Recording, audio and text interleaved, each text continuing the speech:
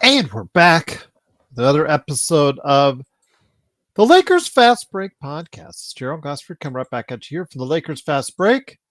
Pop Culture Cosmos, where we cover the latest news and trends in pop culture each and every week, twice a week, wherever you get your podcasts. I hope you do get a chance to check it out because if you want to know what's going on in the world of movies, video games, streaming, and more, go ahead and check out what you need to check out today at the Pop Culture Cosmos, including latest box office results.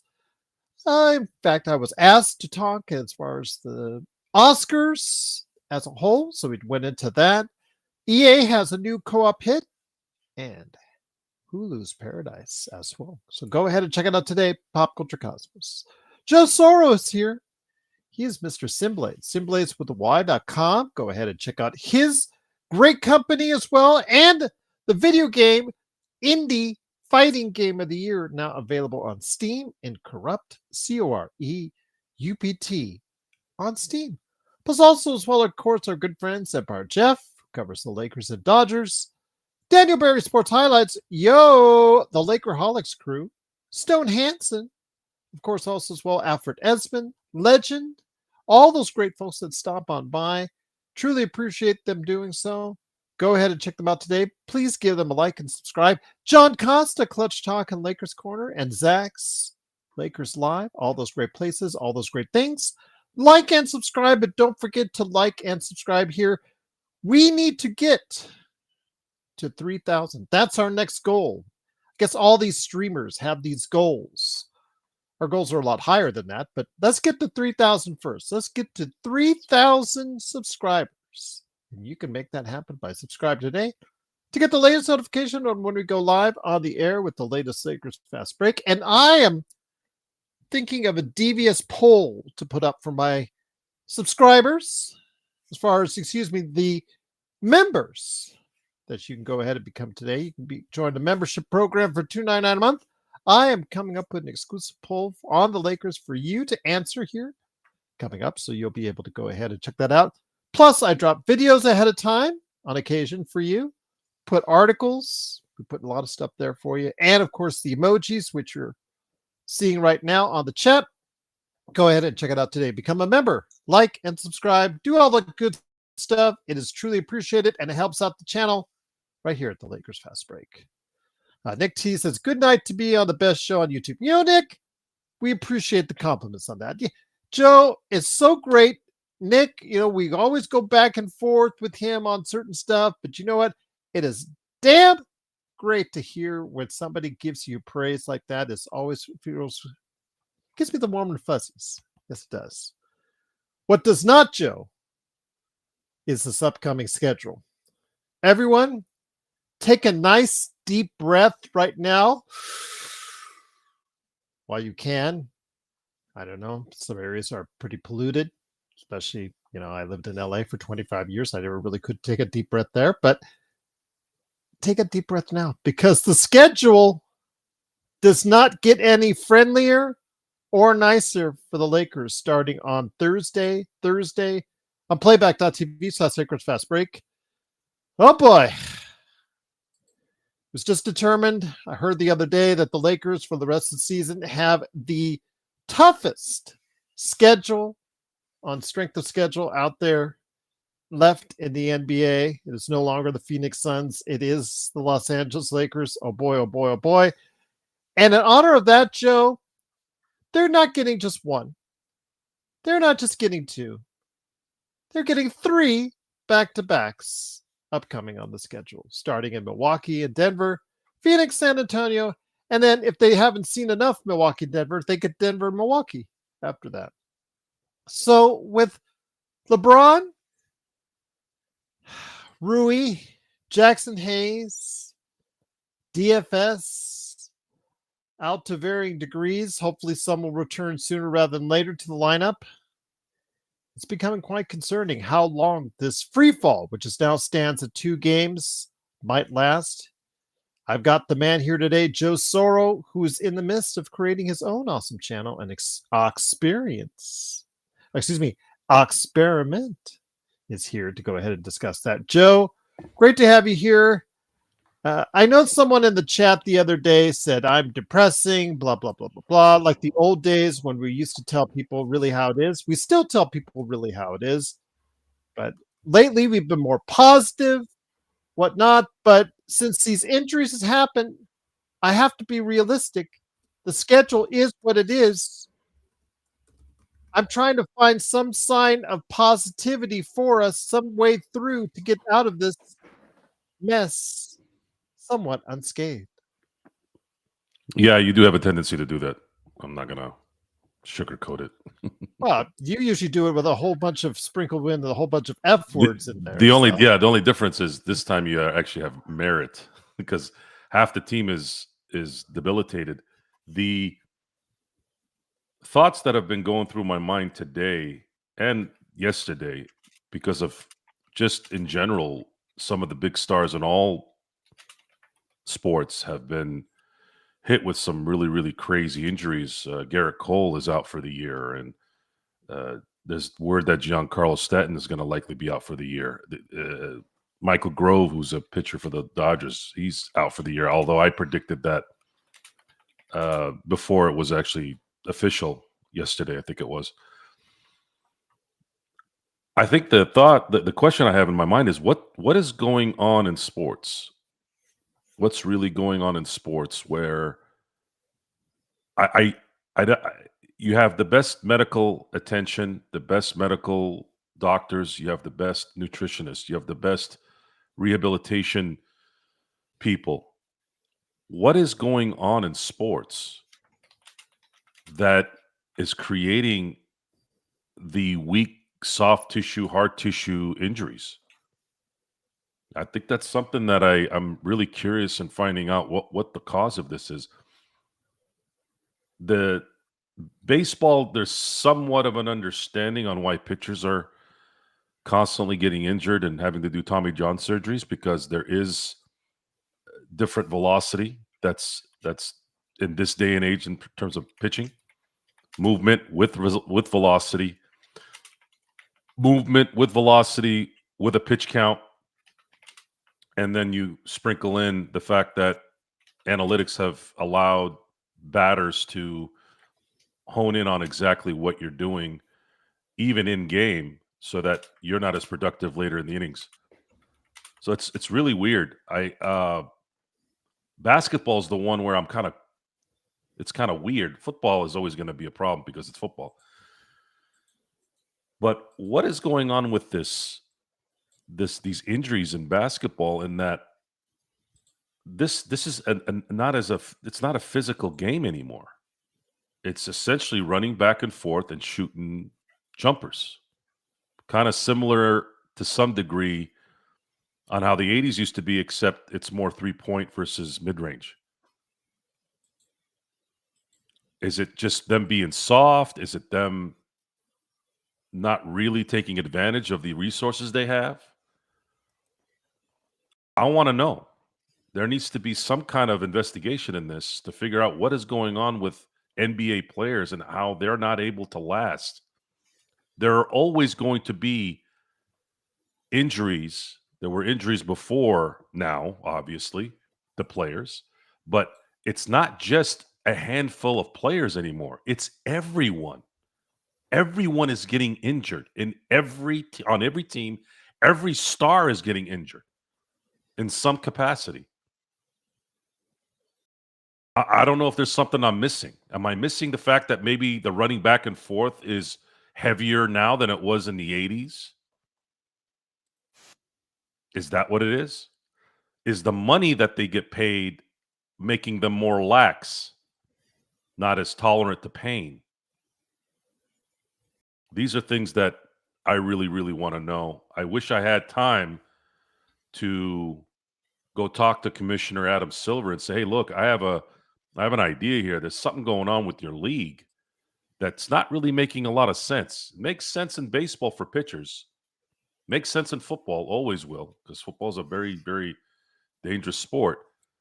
But what is this going on in basketball? You guys are just falling apart. And I'd like to know. I really would like to know, because that's the only thought I have of this. I don't have any other feelings on what's next. LeBron James probably doesn't fall into that because of his longevity. I'm going to take a wild guess that he's probably going to have to deal with these type of things the older he gets. And the fact that he hasn't dealt with it more is probably more of a amazing. But everyone else, it's just, I don't know. I don't understand it. I want to know. I want to know what's going on, and I'd like to see if the league can figure this out, because we're not seeing good basketball. This next 2 weeks is going to be extremely labor intensive for this team to continue what they have been doing since the Luka trade. As a matter of fact, it actually happened before the Luka trade. They had good momentum going in, and it was just, that was kind of like another huge spark. But it really damages. This is the thing. Adam Silver is talking about 10-minute quarters, yet a lot of his stars are injured. And then you combat that with something I'm not against, where you have to play 65 games to qualify for postseason awards. But now it's like, well, there's a difference between getting injured and sitting due to a sore ankle or something, right? Quote unquote. It's just it's kind of unorganized. Everything feels like it's unorganized in the NBA. There's no stability. There's no stability anywhere. Where there may have been instability on a team due to its roster construction or its players maybe not doing what they're supposed to do, then you have a trade, then you have free agency, and then you're able to change your fortunes that way. Okay, yeah, that's normal. But we have to go into I remember, like, when LeBron got hurt, I started remembering every time I'd have a discussion on here, it was always if they're healthy, if they're healthy, if they're healthy. And this is something we never really thought about. Even when Shaq would get hurt for a couple weeks, Kobe broke a hand, like, it was never when it really mattered. Whereas we witnessed even last postseason, the entire East was injured. Every star that the Boston Celtics played, was the team that they played, was injured. Their stars. That's not good TV. This is a star. If there's one league on this planet that needs its stars, I know soccer has an argument there, but none of those sports have just five. Five is very little. So one guy makes a difference. When you don't have that guy there, it's impossible to have value there for a general audience that knows stars, that wants to see a star, or even the regulars that want to see a star, because the quality of the game diminishes greatly. It's just, and what can you do as a Laker fan right now with these injuries? I didn't even know DFS was injured yesterday. When the hell did this happen? Ankle soreness. Ankle soreness. See, that's what I'm talking about. Like, what do you mean? They needed him for this game. They had 2 days off. He couldn't wait. That kind of stuff pisses me off. Ankle soreness. Really? Mm-hmm. That's what was listed. Joe, it goes back to the old days. In fact, it was mentioned in the chat. You and I love to go back to the vernaculars with pro wrestling and the way sometimes that the Laker stories and pro wrestling stories align itself. But if you go back to the way it was in the 80s and 90s in the pro wrestling industry, those guys were out and about touring all over the world, 320, 30, 40, 50 days a year. And they were working through with their injuries. Same thing with the NBA. NBA, those guys were working their way through injuries day in, day out. Randy Smith comes to mind. I mean, nobody knows who Randy Smith would be unless the fact that he was the consecutive game, all-time consecutive game player for the NBA, because he worked and played through injuries. And he was just a average rotation player for the most part for his career. there were other players. All these players talk about how they couldn't take days off, how they couldn't take games off. And now here in this modern age where, again, using the same vernacular as far as pro wrestling, now they get extended times off in both of the major companies here in North America for various things, whether it's political or not political, injury or what have you. They seem to get time off their schedules, less house shows, less everything right now, and it's more conducive to a longer lasting career for them, which is great for the wrestling industry. But for the Lakers, for the NBA, it just seems like there's a mentality where, okay, he's got some soreness, we need to hold him out no matter what the cost. And it's kind of disappointing where we're seeing that left knee tendonitis or left ankle soreness, or this is sore or that's sore. These guys back 2-3 decades ago, Joe, they worked through these injuries. They worked through these problems. And to Sharon's credit, he pointed out, maybe it led to shorter careers, Joe. Maybe that's why, maybe that's something we're not putting into all this. But, there's obviously something there that there's a correlation of what they used to do to what they do now, which is a lot different. How they look at injuries, those nagging injuries, how they look at it is a lot different now than the way they do then. I did take that into consideration. I have. And my response to that is I'd rather have full capacity at 14 than wishy-wash for 20. What you lose when you're not fully invested is you lose the possibility of getting your goal achieved in that window. If you're constantly playing for the following year, the following 5 years, the following 10 years, and I know why they're doing it. They want to earn maximum money. This is going to have to be and the money should also be, as Sharon said, the money should also play a part in this as well. I mean, the investment that you make in these players, to her credit, is something much more substantial than it was during those bygone eras. Well, then you're going to get a worse product if you're going to not say that ankle soreness is a weak reason because you want to protect your quote unquote investment. The investment is in the gameplay, and that's part of the gameplay. And when you have your commissioner talking about outlandish ideas on how to make things easier, which is, I think it's hilarious that you would think about a 10-minute quarter, yet you spend 10 damn minutes trying to figure out what a flagrant foul is on a replay. This is 2025. How about getting something done quick? Tennis figured it out. The ABS in Major League Baseball tested it this spring training, and it was great. No one complained. No one has complained yet. Not a player, not an umpire, not an announcer. No one. Not any fans. Because it's quick. And the thing in tennis has been going on for years. What is taking you so long? Now, I will give Adam Silver and the NBA a little bit of credit here. I have noticed this year that they're not calling a lot of flagrant fouls on heavy hits this year. I think somebody may have heard us because I was pretty pissed off a few years back about how everything was a flagrant foul. They did kind of temper that down a little bit, so that's good. This is an ever-evolving culture. It's not what it used to be, where owners and management types were worried about gates and popularity and TV contracts. All that stuff's done. People are going to go to the games whether they suck or not. If you don't believe me, you can go see what goes on in Chicago there. Chicago has been living off the Jordan and 6 championship teat for almost 30 years now.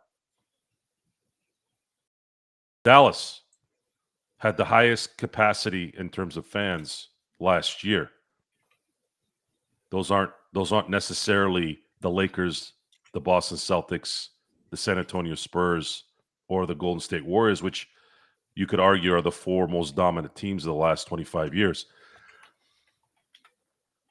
My frustration is the resources are there as good as they've ever been, and yet the players are getting weaker. Why? I'd like to know why. Especially when those same people are yapping about how plumbers and watered down competition was going on in the past. I think the irony of that is hilarious, because the only players that look watered down and look like plumbers are the fucking guys playing right now. Am I wrong? No. Am I over exaggerating this? So seriously, they played football in the 90s on a basketball court, yet I saw it was a surprise when people didn't play 80 games a year. So what is it? What the hell is it? The last half of the 90s, guys were getting paid a lot of money too, guys. It started right around 94, 95, where guys were getting paid boatloads of money. How come those guys were still playing? How come guys were still playing in the 2000s regularly? All this protecting their investment. I'm not buying it. I'm sorry, I'm not. Either it's weak-minded stuff or these guys are doing something that's debilitating them. And I'd like to know what it is. Is it pharmaceutical and medicine that has gotten strict due to avoiding the PED issue? Maybe it's that. I'm throwing stuff on the wall here. I don't know. Yeah. No, I hear you. But I'm frustrated because if LeBron gets hurt because he popped something in his groin for a few weeks, okay, that's happened 100 times in sports. The star guy gets injured, he's out for 2-3 weeks. Okay.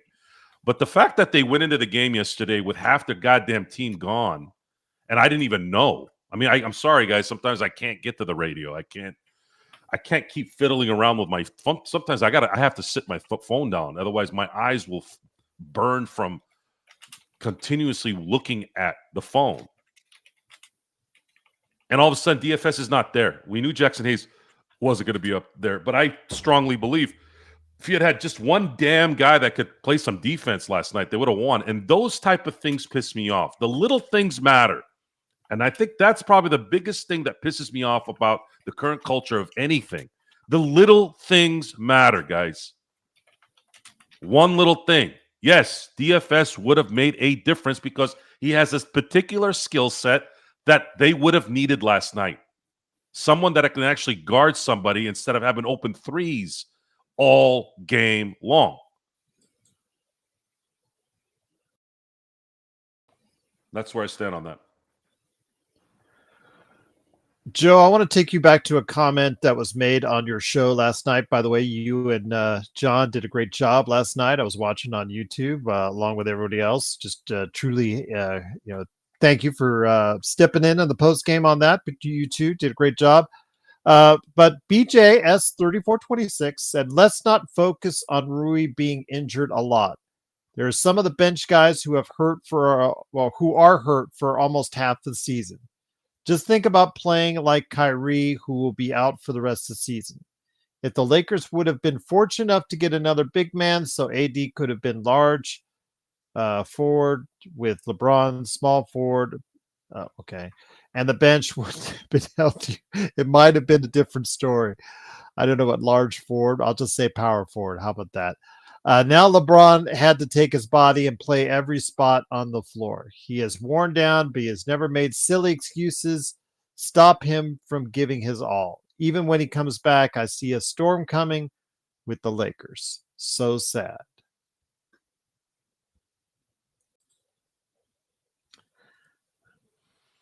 That was in response to your show last night.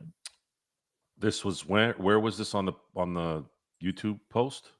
It's on the channel. Yeah, he must have watched it after you guys were on live on the air. So, what's your assessment on it? He said, "Let's not focus on Rui being injured a lot." And in fact, Tough said it right after. Rui keeps getting mysterious injuries, keeps him out like 5 games every time. I mean, could he be one of those players who gets these injuries? Then maybe stresses it as something he needs to sit down for an extended time. I don't know. But my answer to tough back for him was that I'm have a feeling he'll be miraculously a lot healthier in his final cash out season next season. So I'll just leave it at that because he does have a contract. He does have free agency waiting on the other side in 2026. We've seen that before, Joe, where these often injured players, Ben Simmons, for one, miraculously was healthy a good stretch of this season, Joe. What do you know? Coinkydink right there for you. So I don't know if it's, again, what it is. Maybe the agents have some of this in play. I don't know. We did see the play where he got injured. What was it? He was doing a slam dunk and just came down, or maybe when he pushed off, it wasn't right. So yeah, Rui constantly, getting injured. I mean, it's something we do need to discuss because it's how you have to plan your team going forward. Because now that's compounded with Jackson Hayes being out with his ankle issues, or is it? It's a knee. Is it a knee or it's a contusion? That's right, left knee contusion with him. He bumped knees with somebody, Joe. Isn't a contusion just a bruise? It's a bruise for all intents and purposes. Okay, here. You want to hear a crazy statistic, guys? Mission. I'll insert the taken line at the right moment tonight. So stay on until we're done. Since 2003, there's been a steady decline in participation by NBA players. In 2003, the average games played, I couldn't believe when I read this, by the way. I wouldn't have guessed this number. The average was 78 games. 78 games in 2003 was the average games played by NBA players. I think and a regular rotation. And a regular rotation. And it's gone down to 66.7. So we're talking 12, 11 games, 11 and plus full games. So imagine that, guys, 11 game difference in participation. What happens to that team in 11 games? It can shift. It can shift a playoff team to a non-playoff team, vice versa. It can shift home court to no home court. It can shift 1 seed to an 8 seed, especially in the West. That's a considerable difference, especially in a time where you're supposed to have the best resources in the history of sports. When I hear knee contusion, my initial response would be, if I was a head coach, I wouldn't be a head coach long, because I'd be looking at that player going, what the hell are you talking about? You have a bruise on your knee. Isn't that just like a glorified, I don't know if it's would you consider it like whenever you hear contusion, horse? It's a bruise. Yeah, bruise. But you feel like a Charlie horse or something like that, maybe on the thigh, maybe on the calf, maybe on the side of the knee. I don't blame Kawhi, Hustler. I blame Greg Popovich for starting this. Greg Popovich is the one who started resting guys due to, quote unquote, getting old. He actually wrote that I think it was in the box score.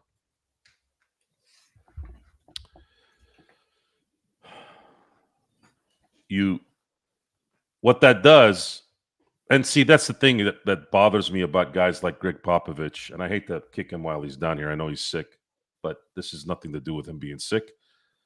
This is his unfortunate projection at its worst. And then Steve Kerr has this habit too. I don't like people who project and they're oblivious to it. If they're that smart, they should know when they're projecting. Don't get mad at somebody doing stuff that you're doing, and don't blame other people for doing things when you were the one that started it.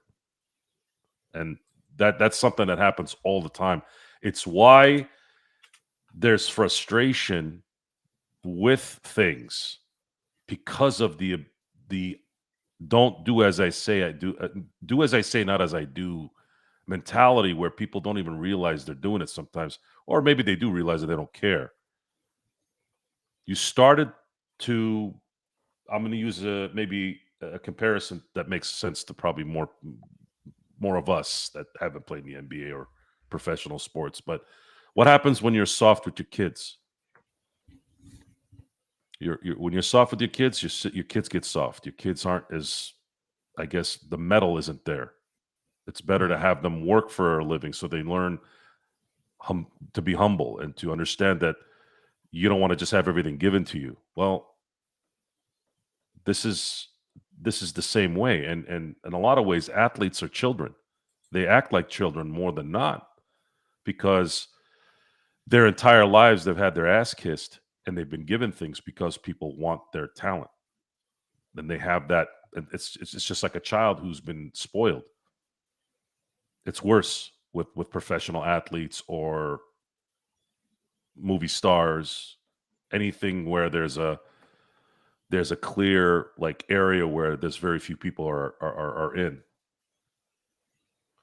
And it and then you start hearing, well, money this and money that and all this stuff. And you want to guarantee people money and wonder why they don't want to give all out. Look at Rendon out in Anaheim. Perfect example of what a I'm not going to say any words like that. Okay. How unprofessional that guy is. Complete absolutely unprofessional. He the fact that he even brought it up and kind of it sounded like he was bragging a little bit was pretty pathetic. Even if the Angel organization deserves it, the fact that you've lowered yourself to that standard too by being an idiot and saying it publicly, well, then you're the reason why the Angels suck, because you've adapted their philosophy. And I don't have a lot of respect for people like that, because that's not just those guys would do things in real life that matter that wouldn't be good. Those little things always tell you about people. Are you going to stay a professional? What do they say? Be the guy that when no one's watching, do the right thing when no one's watching. Okay, that's a nice little message. I don't know really what that means. Why would you do it? Why would you not do it? What, are you a thief? Are you a crook? I don't know. I don't know what that means. I only know how to be one way. And why do you have to be two different people? For what? Why? So you can get acceptance when people are watching? Is that what it is? But I'm not too keen on what's going on in the NBA in terms of how they're handling this. They're making it easier every year in every collective bargaining agreement in a lot of ways. I'm just going to say this, Joe. The injuries, like, for instance, I know everybody's targeting on Rui. Rui, when he hurt his knee, he went straight to the locker room. When LeBron hurt his groin, what did he do? He went straight to the locker room. It's the ones that piss me off are, like you said, DFS. Did he not finish the Boston game, to my recollection, Joe? Mm-hmm. I think he did. And Jackson Hayes, the last game he played, did he not finish the game? I don't remember him going back to the locker room. Did he go back to the locker room for his knee contusion? He finished the game, I believe, correct? I only know. Well, those are the ones that just, I understand that ankles can swell up the next day and knees and bruises can swell up the next day, et cetera, et cetera, et cetera. But yeah, so at some point in time, some of these guys this team has to realize the gravity of its situation. Like you spelled it out earlier, that the Lakers have to get the highest seeds possible to get home court, if not in one, maybe two series, and how big a benefit that would be. It just seems like when we see all these individuals not getting it out or not playing when possibly they could have, or if it was a playoff game, they probably would have. That to me is concerning, that they don't sometimes see the forest from the trees.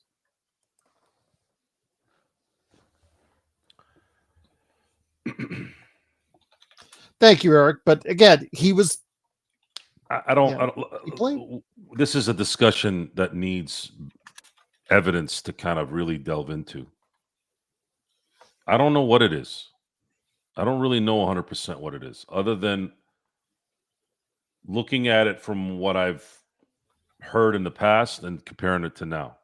I don't remember players missing games to a bruise. Bone bruise, I've heard, sure, take you out maybe a game or two. I don't know, maybe, but it happens to one guy for this one time. Nowadays, half your damn roster's out with something. Like, what the hell are these guys doing? They're not even practicing most of the year, too. Maybe it's attributed to the fact that maybe you're not conditioning enough, right? You know how when your fist is hitting that wood and you break it, right? After a while, your bone, your muscle, your skin calcifies, and you don't feel the pain, right? Maybe that's what it is. Maybe that's what it is. Maybe they're so soft because they don't continue that pressure on the body that one little thing kind of throws them off. So I had an example. I had a couple examples, and I had actually said this before it happened to someone else to make everybody understand that conditioning matters when you're doing something. Doesn't matter if it's sports or anything. So in 2008, the Steelers drafted a running back who should have been one of the best running backs in the league, but his head wasn't really in football. Had an okay career, but should have been better. Built like a god too. It was a shame. His name was Richard Mendenhall. Richard Mendenhall, halfway through the season in 2008, that was the year they won the Super Bowl. Got the ball, I think, on a counter, went in the middle, got a nice little lane in the middle, and met Mr. Ray Lewis. And Mr. Ray Lewis hit him dead on and broke his shoulder. Mind you, if you guys have ever not seen Richard Mendenhall, just go ahead and YouTube or Google him. The guy was built like a god. Now, just because you're built like a god doesn't mean you're conditioned to play in pro football. He was a rookie. He'd only played pro football for half a season, I think, at that point. And you had Ray Lewis, who'd been playing in the NFL for, I think that was his 13th season. Plus, he was a maniac. Plus, he had different fibers in those bodies and bones, because I don't know how a guy that played that nasty at that position played 20 years, and I still see him a lot on TV walking around like nothing. So what does that mean? Where am I getting at this? I used to say, before that play happened, I used to say, I can't go just suit up and go play in the NFL. If I go head on with a safety or a linebacker or an end, I'm probably going to break a bone. I'm not conditioned to deal with that kind of impact. And maybe that's what's going on in basketball. It's getting softer and softer due to its preparation. Because this doesn't make any sense that young guys in their 20s are going out due to bone bruises. I used to run into walls when I was in my 20s, and I'd be fine after 5 hours. Like, I don't understand what's going on here. This is still basketball. This isn't a collision sport. Can you put that in some kind of context? Because people, our audience is just going to go crazy on that one. Well, or I'd call you the shock master. So walls would be, if I was playing racquetball, something like that, where I could go after a ball and just crash into that wall with full steam. Oh, shoot. Got tweaked a little bit on my back. It'd be done in 5 hours. Like, even if it was heavy, it wouldn't affect me. Now, maybe right now it would, but I don't understand. I don't understand what's going on with these guys. And it's just, I'm tired of going into every game with anxiety. Every game has some kind of anxiety in it. Hell, Luka, a couple games, in the Celtic game, even the one before it, he's kind of like loafing a little bit here and there, and they're like, "Oh my God, is he injured?" And you can't even be relaxed when the guy's not really injured.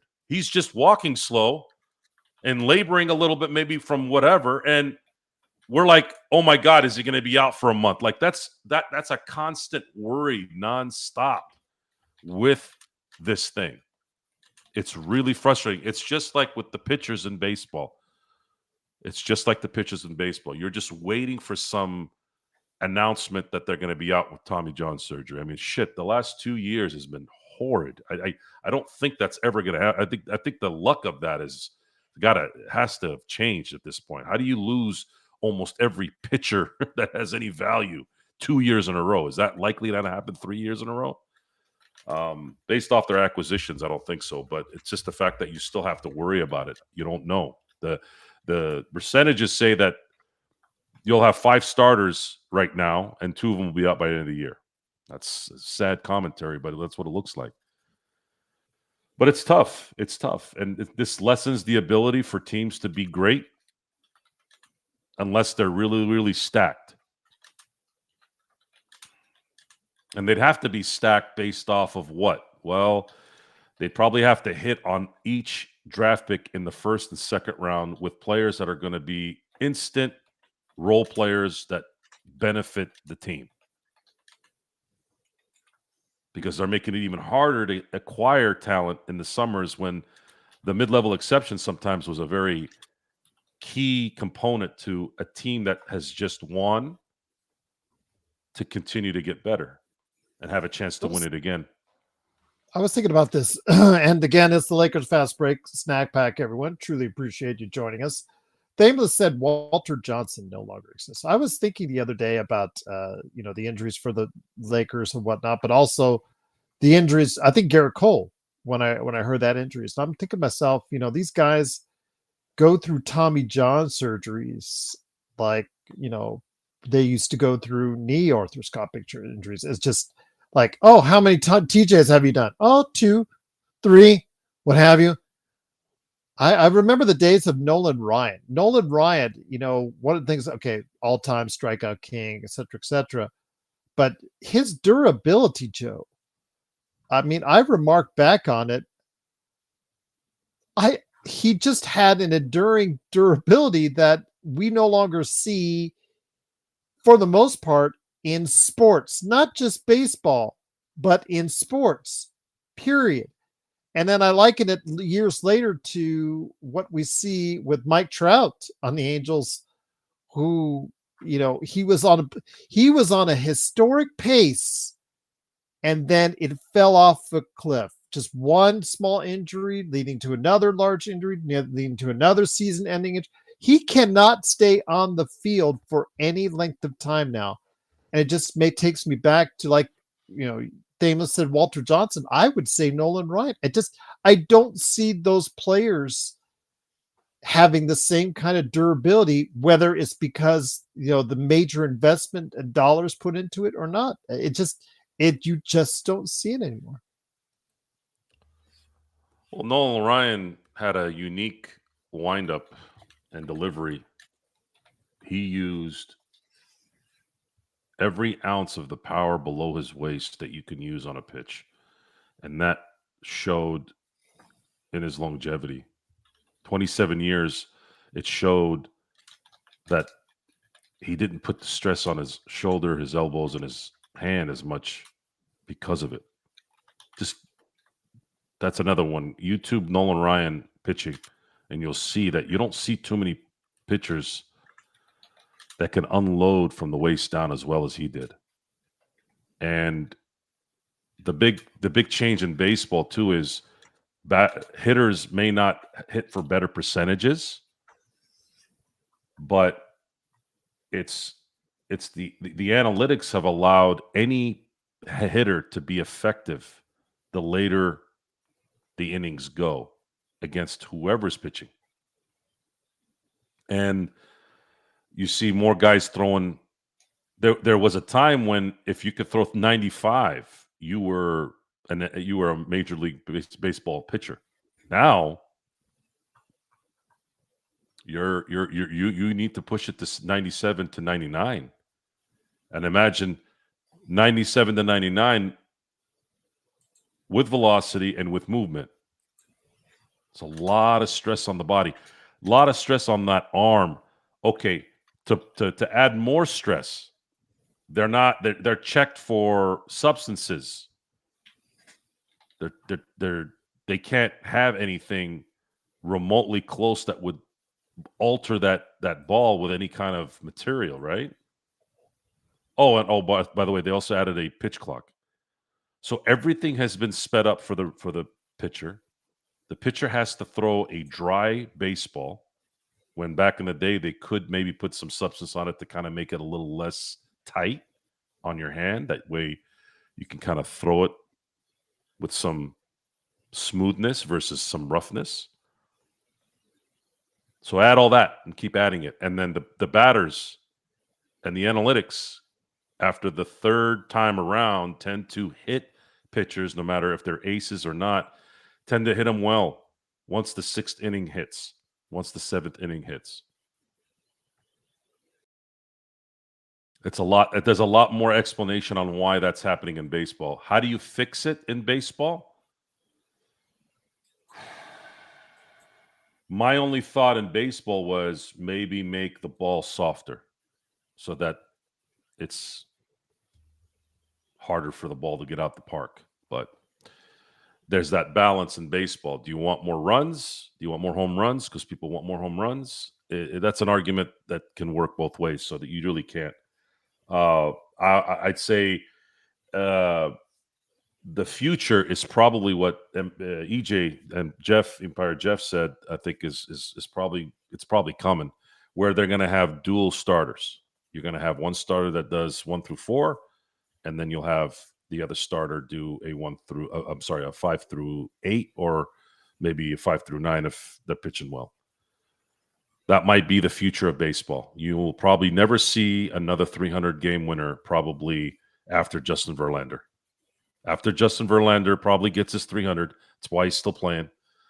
You will probably never see another 300 win pitcher unless he plays 50 years. So, and the 200 inning pitcher, there's still chances where someone could do that here and there, but I think that will also dwindle the next 5 to 10 years. You will never see that again. I agree with you on that one. Yeah, I agree with that. And then 3,000 strikeouts? No. No. Yeah. They can still win if they have the right team. I was looking at Ohtani. I know he's going to probably not pitch in May now, from what I'm hearing, and they're probably going to play it by ear because they already have their 5-man rotation. But I was thinking Ohtani, especially with this lineup and the juggernaut offense that they're going to be, if he pitches 4 times a month, let's say he pitches June, July, August, and September, and he starts 16 games, and he gets good run support this year, better than normal, let's say, he could end up with a 13-2 record or 13-3 record. And if he's in the ERA of 2.5, let's say, that could be a Cy Young winner. That's what you're probably going to start seeing. That's probably what you're going to start seeing. Once again, it is the Lakers Fast Break. It is Joe Storrow along with me, Joe Bassford. Thanks again for watching and listening. Truly appreciate you joining us for the Lakers Snack Pack, where the Lakers free fall continues. So the Lakers have lost 2 in a row. They're going to be facing in a couple days here on Thursday. Playback.tv / Lakers Fast Break. I believe it's a 4:30 p.m. start on the Pacific Coast. It is against the Milwaukee Bucks, who will be none too pleased after what Giannis did. I don't know if you saw that last second play by Halliburton, hitting that 3-pointer, getting fouled by Giannis, and getting a 4-point play to win the game. So, great. They'll be really mad when the Lakers come into town. Yay. So, with that, Joe, and because of the rearranging of the schedule, I did want to make a correction. I did follow up and looked in the article after Nick T and I discussed that in the chat. The Lakers did have one other game moved, and that was to make the Milwaukee game from the 18th to the 20th. So right now, because of the San Antonio move as well, the Lakers will have not one, not two, but 3 back-to-backs in a row, Joe. And for the rest of the season, looks like, in fact, they've got another one. They've got 4 back-to-backs. They've got 5 back-to-backs, 6 back-to-backs yet to play. And they will not have any more than 1 day off the rest of the season. So you guys are getting 2 days off now. Enjoy it while you can. Oh, actually, I'm sorry. Yeah, they'll get March 31st. They'll get April 3rd. They'll get another 2 days. So they'll have one time. They'll get 2 days off. The rest is pretty much either back-to-backs or only a day off. So, oh, and by the way, just want to let you know, based on strength of schedule, the Lakers have the hardest schedule left to play. So the challenge is there, Joe. Will the Lakers free fall continue? I mean, Luka and AR, shooting-wise, did not step up the way they needed to in Brooklyn. We had good performances from Gabe and Goodwin. Even a halfway decent performance from Dalton Connect. Could have shot a little bit better, but still got 18 or 19 from him. Your thoughts? Unless AR and Luka start stepping up to the plate in the absence of LeBron, will this free fall? My predictions on anything the rest of the way here are completely over. Mm-hmm. I don't wish to predict anything anymore. I can't. It's impossible. If I'm going to continue to it doesn't hold anything in my book. This team cannot stay healthy for me to assess them anymore. It's not just the Lakers; it's everybody. But I'm not going to predict anymore. I'm done. It's just too exhausting. It's exhausting to say. I was looking at the schedule before LeBron got injured, and I was going, man, they're going to play Brooklyn, even if with the loss in Boston. I was like, well, if they lose to Boston in Boston, there's nothing to be ashamed of. But they're going to play Brooklyn. Milwaukee's good, but they do have at least a couple days off, and Milwaukee isn't necessarily an elite team, so there was always a chance there. I was going to put a loss in the Denver game just because they're going to lose to Denver at some point, and I thought, okay, well, if they lose that one, hopefully it's a close game, and then it's kind of a scheduled loss in a lot of ways. But then they would have had Phoenix, San Antonio, Denver at home, Milwaukee at home, Chicago at home. Then I said to myself, in that run, in that 5-game homestand, they go 4-1. They're still probably in the 2-3. For sure, 2 if they beat Denver in that run. But now they're screwed because it's not just LeBron.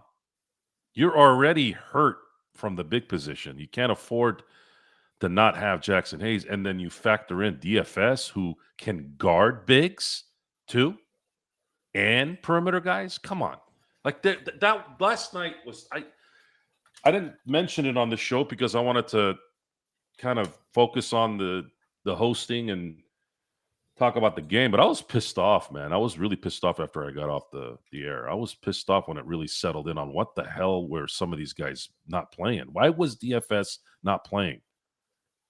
That pissed me off. Because what it does is it creates this stupid commentary of Luka this and LeBron that, which Stephen A. Smith keeps talking about this stupid interaction with LeBron. Like, dude, you guys are that bored about a couple of grown-ass men talking some shit? Who cares? Like, seriously, you guys, this is why I hate, and I mean hate, this whole Kardashian reality garbage culture that we're in. Because this is what happens. This is the result. You stoop to their level with grown-ass men talking about shit that has nothing to do with you. If you wouldn't even have known he said anything to him if there weren't 400 cameras on LeBron just walking. And what does it matter to you? Really?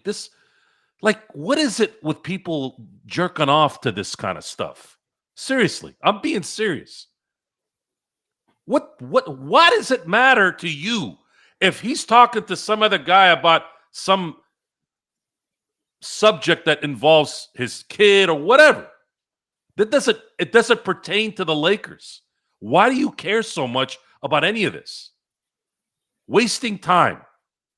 It's a waste of time. It's a waste of my time even talking about it now, but it's constant. It's just always there. Focus on the goddamn team. Stop worrying about stupid ass drama that means nothing. I gotta fucking read anytime I see a LeBron thing. See, we're doing a show here, so I have to research shit. I have to, right? I mean, what kind of service would I be if I didn't know what the fuck was going on? So every time I'm going to go look at LeBron shit that pertains to sports and what's going on with his injury or whatever's going to go on with his calf, whatever, groin, it doesn't matter. I got to read about how Stephen A. Smith, who cares? It's been like a week, hasn't it? Like, it's just exhausting. It's exhausting having to go through the weed of shit to get the shit that I really need to talk about stuff that is relevant to what we're watching. Like, why the hell are these guys not playing with bruises on their leg? Really? There used to be a time where somebody sprained a knee. You know what a sprained knee is, Gerald? It's essentially a micro tear of the ligament. That's what a sprained knee is. That shit should take you out for a while. Yes. Not a fucking bruise. Really? A bruise? Well, if it's all about money, Tough, then what do we do? Are we here for reality TV or are we here for sports? I know sports technically is reality TV, but you can't just put any dumb shit Kardashian into a basketball court, can you? You have to have talent on the court, don't you? Oh, wait, they drafted Bronny James. Never mind. Is LeBron going to find me and start talking to me now? Good luck. See, I had to throw it in there. That was the opening. Jay Wise asking for our assessment of the players on the court last night. I mean, you heard Joe last night. I think JJ being so pissed because of the lack of communication, I guess he said, on the offensive end, and then the lack of communication overall on the defensive end as well. I think I'll leave it as it was. I think the offensive rebounding was the key for I don't know what a Gerald stat is. You mentioned it last night, whatever that is. Okay. But all I know is that they killed us on the boards last night. And that's something, obviously, when you're undersized like the Lakers were, that's something that had to be addressed. And you have to gang rebound. And they didn't do a good job of boxing out and just doing the simple basics in order to go ahead and try and cut that down.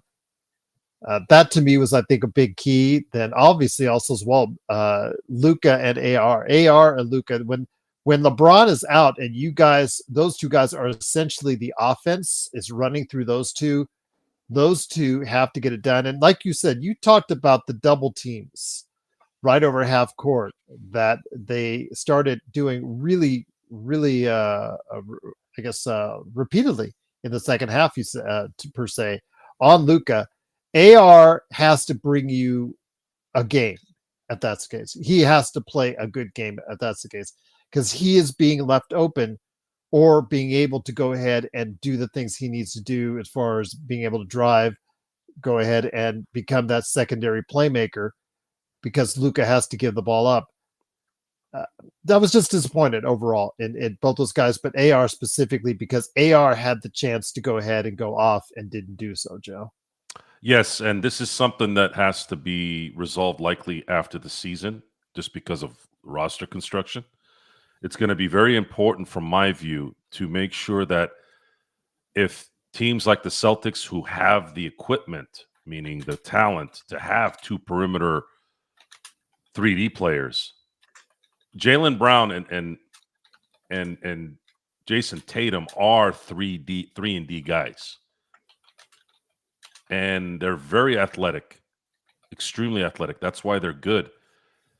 If that's what the Lakers are going to have to go through to win a championship, there needs to be a roster constructed to be able to allow someone like Luka, who's going to be controlling the ball a lot, Because they're going to do it tomorrow. I mean, they're going to do it on and Thursday. They all are going to start doing it because that's what works. You got to press Luka. Once you get him in an area where he's got some space, he's going to step back, shoot the three, or he's going to go to the basket and somehow find and use his strength and use his size to get around you, get through you, whatever, and then either dish it to the open man or get to the basket. Luka is deceptively effective going to the basket. He looks like he's slow, but he has the it factor in terms of basketball movement and just overall kind of physicality that just very few people have. So guys like Austin Reeves, I had commented last night, guys like Austin Reeves, he's a very good player. Very good player. He's not necessarily a spot-up shooter, and that's not the point in this discussion. It's we need someone that can get the ball if he is pressed, meaning the point guard, which is Luka or LeBron. If those guys get pressed at the half-court line, there has to be major consistent payment for that defense. They have to pay for that. Once they do that, then they're going to have to back off. And then once they're backed off, then they have to take their chances on guys missing shots. But the last two games, you've seen how to stop Luka Doncic. Oh, I should say stop. Make him work a little too much. It's the same thing that Boston did to Dallas last year. It's the same thing they did. And what would have helped, and this is not part of Kyrie's game either. His game is not to consistently go from in between the three-point line and half court to the basket.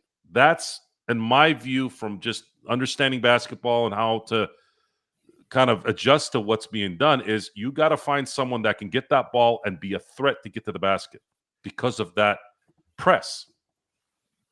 Because you're going to be able to, you can essentially end up, the guy that's guarding, the guy that's pressing the point guard, i.e. Luka, he is going to then have to adjust a second later after that point guard starts to head towards the basket.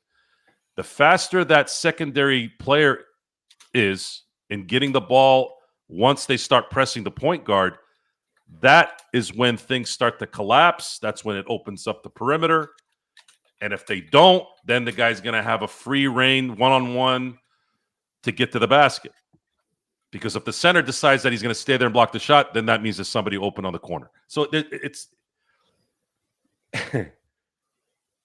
I'm not trying to act like an NBA coach here. This is just me observing what I've seen. That's all I'm trying to say. And I'm not saying that JJ Redick doesn't know this. Maybe they do, maybe they don't. I don't know. I'm sure he does. This is what they do for a living. But to me, I'm looking at this a little bit, and I've been doing this for a while. I'm looking at this for 2026.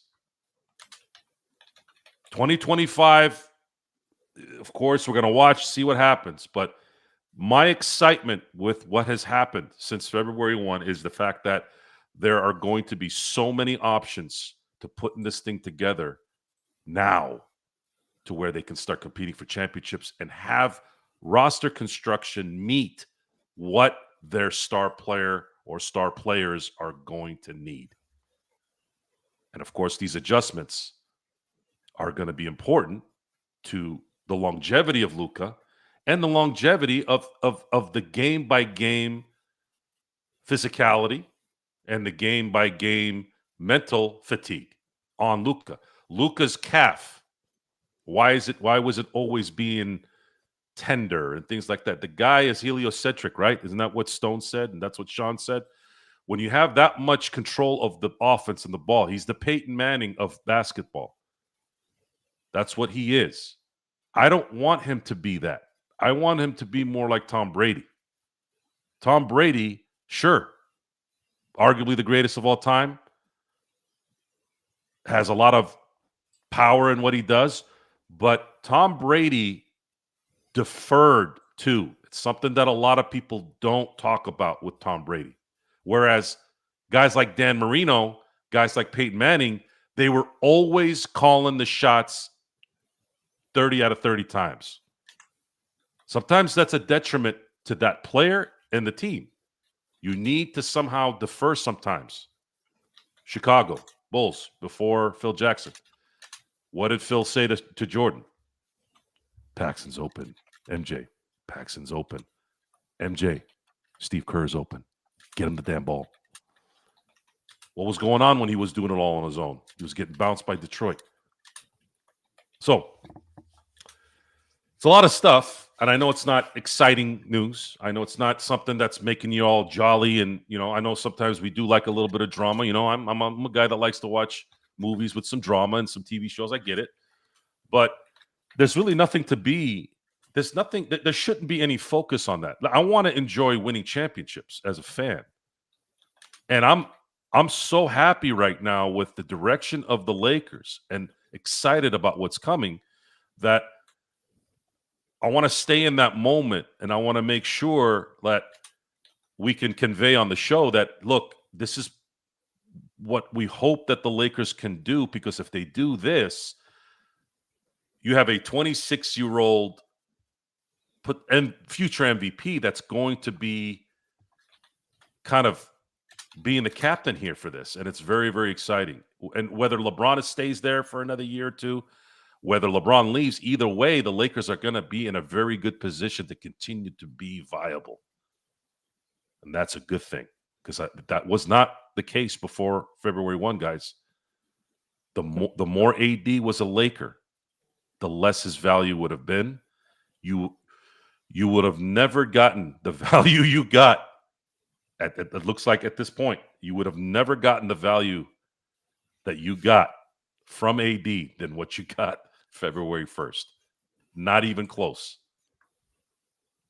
I know Lloyd was talking about trying to throw some shade at whoever said the Lakers are going to win 6 out of 8. That was obviously before LeBron got injured. But this team, how did they get to second place in the Western Conference in the first place? They didn't get there with AD, nor would they probably have gotten there with AD in this season. This team played so much better as a collective. You saw in that 8-game winning streak when they had LeBron and Luka playing at that level. They were really hard to stop because it was pick your poison. Just think, Joe. When you think when Boston tried to go ahead and lay that defense end down as far as with LeBron, they finally found the ingredients to try to they found some loopholes in what the Lakers have been doing right, and they found some weaknesses in it. But for the most part, and over the past 8 games before that, the Lakers with LeBron and Luka, they were clicking on all cylinders, easily working together in many facets. And both were playing increased levels of defense as well, Joe. I just think that if people buy into this when they're healthy, I think it's a team that is very, very competitive. And I know Stone and John are not convinced at all that the Lakers can compete for a title this year. I don't want to paraphrase, for them, but I think they made their assumptions clear that they did not feel that the Lakers were at a title contender level as of yet. They still feel that additional things need to be made. I respectfully go back at them. If we are healthy going into the playoffs, we are competitive against any team in a 7-game series if LeBron and Luka were playing like they did in that 8-game win streak, Joe. I just don't see how you cannot be competitive with those two hitting for 30 each. And if, they could go off for even more in a playoff setting. JJ Redick could surprise the league here with some next level coaching if he's able to continue his current seeding. So that would mean winning games that he probably shouldn't win. And it's difficult, guys. John and Stone not being confident in them winning a title this year.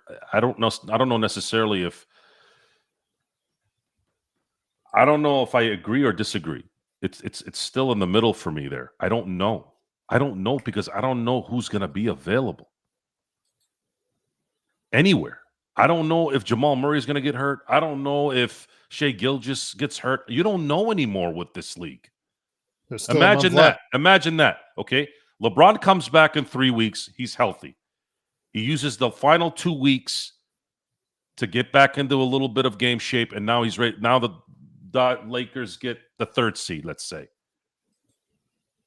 And Memphis is sitting at 2. I'm just throwing this out there, by the way. Now what? Now the Lakers will play, let's say Denver gets the 4. Now the Lakers are probably playing, I don't know, let's say the Clippers. Let's say Golden State. I don't know. Whatever. Whoever ends up in the 6th spot. I have confidence that if the Lakers are healthy, they're going to beat those 2 teams. Pretty confident there. Then Memphis wins their first round. Then they play Memphis, even though they got on the road on there.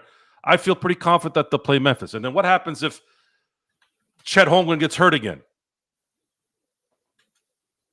And they meet Oklahoma City in the Western Conference Finals. What if Cleveland beats the Celtics? Now things are starting to open up a little bit because the Cavs are a very young team. Kind of remind me of the Orlando team in 2009. They kind of have that feel where they're not like, they don't have any really, like, they don't have a LeBron. They don't have I mean, I know Dwight is a star, and he was a star, and I guess he was in that realm, but it was like a one-man show there, and then there was a bunch of guys that were very good or, good. What happens then? They beat Oklahoma City because they're down one of their main players, and then Cleveland is a young team going in the finals, and then they're playing a healthy Luka and a healthy LeBron. There's a chance there. It's very hard for young teams to win championships. That's been stated. That I don't even know. I have to do some research on when was the last time you had a NBA champion that was the accumulative of, I think, 26. I think everybody's like 26, 25 on Cleveland on the average. So it's too much. It's too much. That's why predicting right now it's just not something I'm going to do. I'm tired of it. I'm tired of predicting, and then all of a sudden, oh shoot, Luka just got traded to the Lakers. Okay, now I'm done. Now I don't even know what to tell you anymore. Come on, we went from 11, no playoffs, to all of a sudden, we're praying that they get the 2. This doesn't happen in the NBA, man. Except it does when there's injuries and one dumb ownership that ruins it all for everybody in Dallas. Blaming Nico Harrison for something that the ownership likely told him to do. He's not. I just don't see how that wouldn't have worked. I guess we'll never know. So do you see any? I guess anything come out of it? Do you think they can split at least the next couple games as far as the next back-to-back? We'll start with just the simple one. The next back-to-back that they're having in Milwaukee and in Denver. I highly recommend. I would highly put a lot of focus on winning this Milwaukee game tomorrow. I would. If I'm the team, if I'm JJ, I'm like, guys, we have to get this game tonight, because going to Denver with a depleted roster to Denver on the back end of a back-to-back, even if everyone was healthy, that would have been a tough game. You got to win. You got to win this tomorrow in Milwaukee. Otherwise, the Denver game is going to be worse.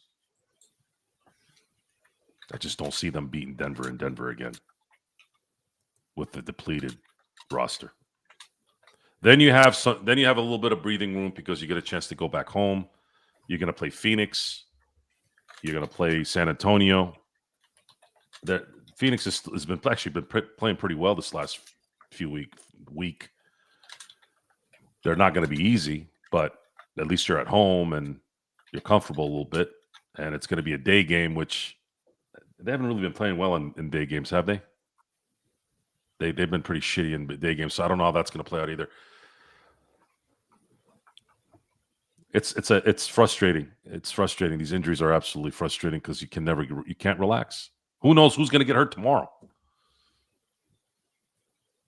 I don't know. Is Reeves going to pull a?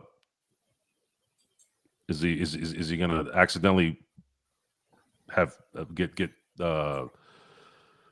floor burn from sliding down to getting the ball? Who knows these days with these guys? I don't know what the hell they get when they're getting injured. I don't know. A contusion. My whole life, anytime I've heard the word contusion, it's just a fancy word for bruise. Bone bruise is a serious injury, but I've never heard of a knee bruise. Is it the kneecap that's bruised? Like, what the hell is it? I don't know. And while we're still on this topic, before we add out the injuries, Maxi Kleber, who had his right foot surgically repaired, I think the last thing I see articles on him. Last thing was mentioned about almost 10 days ago that there is hope that he might be back here before the playoffs. And my comment to the chat is, okay, if you're basing it off whatever Maxi Kleber comes back, Joe, better be better than the one that was really stinking it up in the 30 games he played for Dallas this season. I think he shot 36% from the field and 26 from three, which his game is based to be a stretch 4/5. I understand it's another big body and well, that will help the rebounding, but yeah, I mean, before you guys go ahead and anoint Maxi Kleber as the next great white hope in this case, let's make sure he get a player that can help us contribute, because again, based off the numbers so far this season, he hasn't done that, and was obviously a big reason why they wanted to dump him in the Luka trade as well. Great white hope? I just think great hope something. Well, I mean, the optimism. I just see it in the comments, man. I can't wait till Maxi Kleber gets in here. Can't wait until Maxi Kleber. I'm not going to get 24. I was only joking, man. Thank you for the super chat. Oh my God, he wants. I don't have a clue on how. We'll see. We'll see if he plays at that level. I don't have a clue on how a guy who's going to have surgery on his foot come back and be productive on a team that might be competing for a title.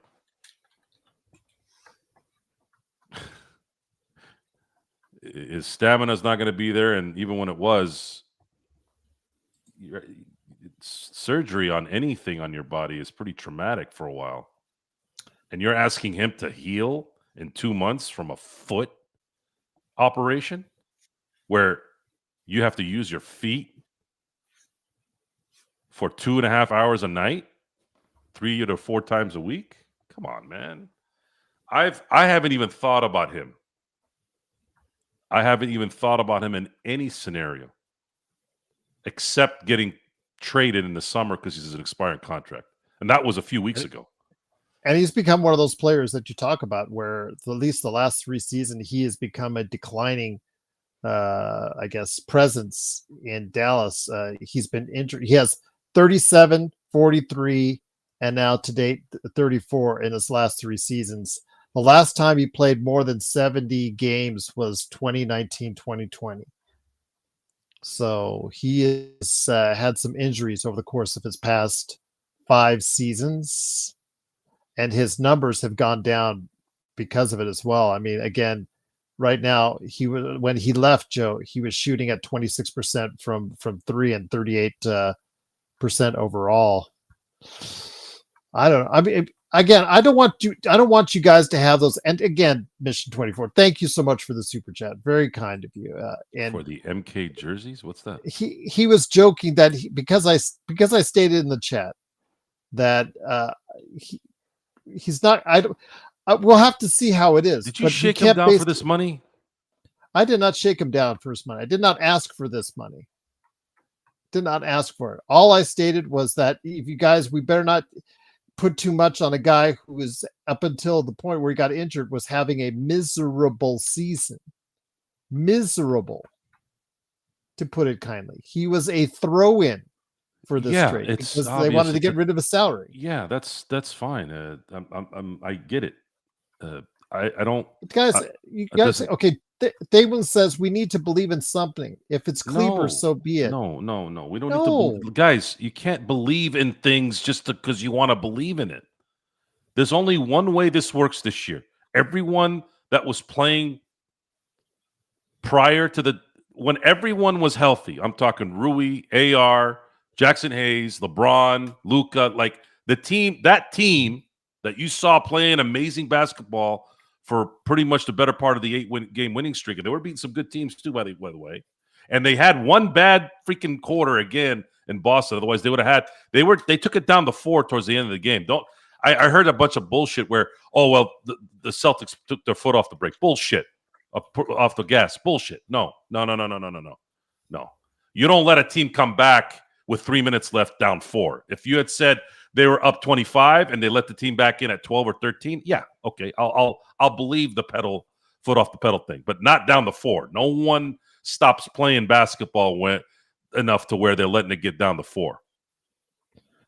And Joe, if we'd had LeBron, who knows what happened? I don't know, but no, I mean, I mean, we see it all the time in the chat, Joe. I believe in, you name it, any back end of the roster player. I believe in Jamison, who looked terrible yesterday. I believe in Koloko. I believe in Alex Len. I believe in Cam Reddish. I believe in Bronny James. I believe in all the players that you guys have believed in. And we're here to tell you, if they do something positive for you, that's great. But to see that they're going to be a consistent contributor to the team, it's rare that those back end of the rosters guys become consistent contributors to the team. But thank you, M24. Yeah, I was not chicken. I did not ask in any way, shape, or form. It's just difficult. It's difficult to believe in anything until you see the results, because you don't know. I don't have any faith in health in this league. It could be a benefit or it could be a deterrent for us. Right now, it's a deterrent. LeBron couldn't have picked a worse time to hurt his groin. Actually, there wouldn't have been any good time. Let me just state this, Joe. I mean, you guys believed in Anthony Davis's 3-point shooting. You guys kept believing him. You guys threw comments. The chat, Laker Tom, the chat, they threw that. Don't mention Laker Tom and believe. Hold on. I'll throw who I want to throw in there. He believes that roses are carnations when he sees fit. Like I'm not gonna know. But several people in the chat over the course of the beginning of the season were believing an AD needed to shoot threes, and I kept word that the averages will stick to themselves. What happened when he was traded? He was below 30% as a 3-point shooter. Now you have Jared Vanderbilt. I am insistent that they should not let him continuously shoot threes. But right now he's at 35%. That's awesome. People are believing that this is going to hold out. Seeing his entire history over the course of almost now 300 games, Joe, it's at 30%. He is a career 29.8% 3-point shooter. I'm going to say it's going to go back to the mean. But am I hoping I'm wrong in this case? Yes, because it helps the Lakers win. But I just don't think that they should give him that many opportunities to take many threes, because of the fact that that's what the defense wants. The defense wants Jared Vanderbilt to shoot threes because they'll take their chances on what it does. Well, because I understand, Sharon, that I understand that getting Luka, they want to shoot more threes. I understand that they are shooting more threes with Luka, but it's who shoots those threes that should always be the way it's designed. Am I correct on that, Joe? Well, the reason why he wanted AD to shoot more threes is because that's what opened up the floor. And the reason why the Lakers were playing so well with LeBron and Luka is because the floor was wide open for them to operate. The NBA has changed. The NBA has changed.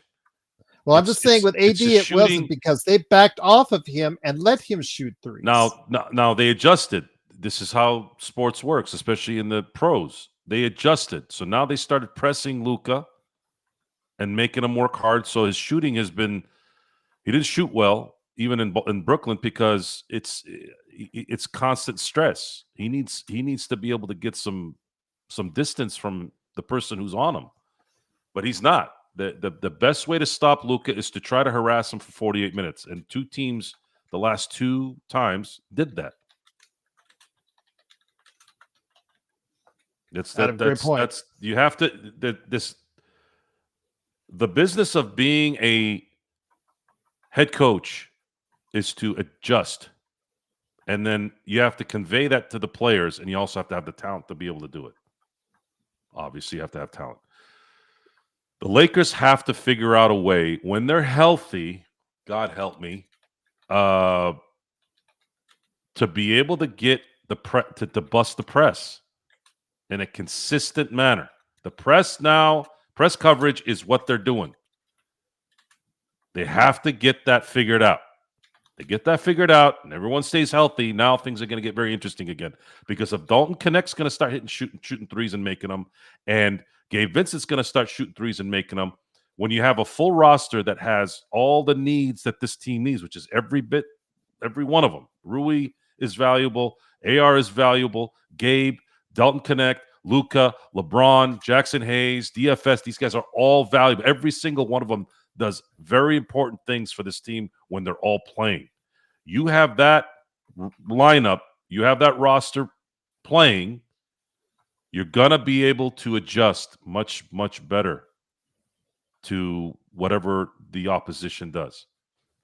And looking at the Boston game, we'll give credit to Boston. The Lakers played very, very well coming out the gate, and they matched it. If they hadn't matched it, Lakers might have had a chance to win that game. Mm-hmm. They had a bad quarter that probably took them out, but the frustration at the beginning of the game was the Lakers were playing really good basketball. They were making their shots, but so was Boston. It was the end of that second quarter leading into the third. That was probably the area where the Lakers lost the ground too much. Yeah, I hear you. And then went into the 20s until the Lakers came back on that one. Nick T says Lakers don't have a pick and roll jump shot big man inside the paint. One of their many issues right now, but still, again, with what they have, if they're healthy, Rui is a good mid-range shooter. However, I don't think anybody wants to shoot mid-range shots in the NBA anymore.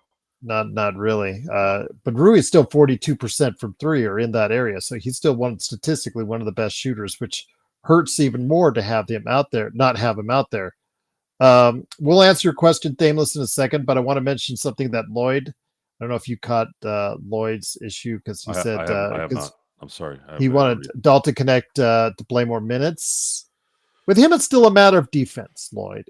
He is still really bad on the defensive end. Last night, he had some lapses on defense, although, again, it wasn't just him. It was obviously a collective effort there. But saying that you wanted him to play ahead of AR, I just... Come on, man. Come on. Get real. Austin Reeves, for all the things that we say about him, et cetera, he is still averaging. He is a proven, at this point, 19 points a game player who has secondary offensive capabilities as a playmaker that right now are needed. I don't know why you would say that you would want him on the floor less than Dalton Connect at this point. Even as a huge Dalton Connect fan that I am, I understand how much his bad defense is a detriment to keeping him off the floor. Well, I mean, he did play 41 minutes last night. Yeah, because he started and had to. With AR in there, he played.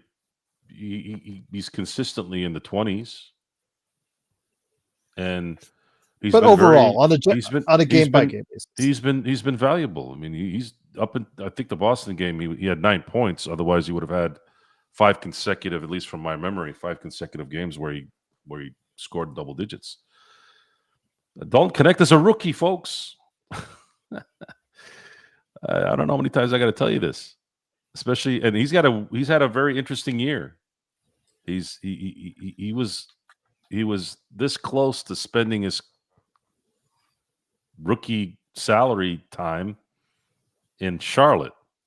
Now he's going to be playing, possibly, as long as he's here, unless they trade him in the summer, for a team that's going to have title aspirations for the next few years. I'm not gonna play JJ Redick, guys. I'm not gonna sit here and try to act like I'm the coach. To me, AR and Dalton Connect's game do not hurt each other in any way. That I know for a fact based off what I watch. They don't affect each other. What does affect the current offensive setup with Luka and LeBron is, can AR produce when there are perimeter players they're playing against that are really good on defense? Can he be a spot up shooter and make them pay? Can he take the ball to the basket more consistently? Probably not. That's not really his game. So the Lakers need a healthy team to deal with the press coverage now. They need a healthy team. The more talent you have, the easier it will be for them to conduct business the way they were when they were winning games in droves there. And if they want to become an elite team, a team that's sitting like OKC and Cleveland, they have to upgrade that third player that can make any team pay for any kind of press defense. Gerald, I said this last night. Do you remember when they would press a player at half court, like in the front court? I remember for years, anytime somebody did that, the players were. I felt like the players were so much smarter in terms of how they got the ball to the right guy. As soon as they did that, it's like it was almost like it always ended up being like a 2-on-1 or a 3-on-2, and they ended up scoring.